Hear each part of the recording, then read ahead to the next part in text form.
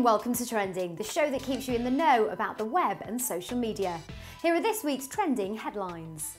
The founder of Boo.com, the retailer which went bust during the 90s .com crash, has described the price tags placed on today's internet businesses as crazy.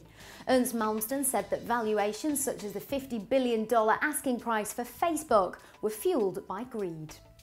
Spotify is cutting its free service as it tries to convince members to pay for premium accounts. Users with free memberships will now be limited to 10 hours of listening a month and will only be allowed to play the same song 5 times. App developer Uber Media could be about to launch a rival to Twitter. The firm is reportedly planning a similar service which would address common complaints about Twitter, such as its 140-character message limit. Bloggers who wrote for the Huffington Post are suing it for $315 million. They're angry that they haven't received a penny from the news website sale to AOL, which netted boss Arianna Huffington $315 million. The Chartered Institute of Public Relations is arming its members with a best practice guide for their social media campaigns. Trending asked CIPR Chief Jane Wilson why it had decided to revise its social media guidelines. Well, we issue a number of guidelines and guidance in all sorts of subjects right across the spectrum of public relations practice.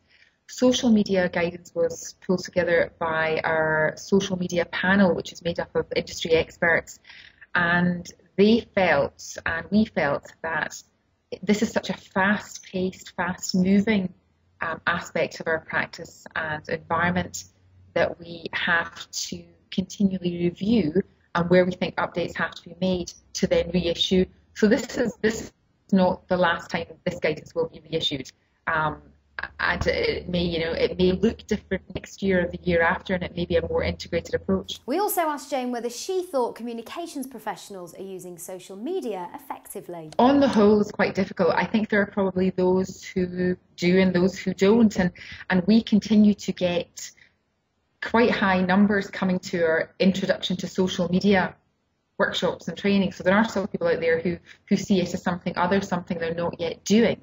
But I think fundamentally the role of a communications professional or a public relations professional has changed. No longer are we the gatekeepers of a reputation, sort of standing at the battlements with sword and shield in hand. Now, people are coming over the ramparts and under the moat, and you need to be out there and engaging. And I think social media really provides a way to engage more quickly and more directly and more authentically with the public.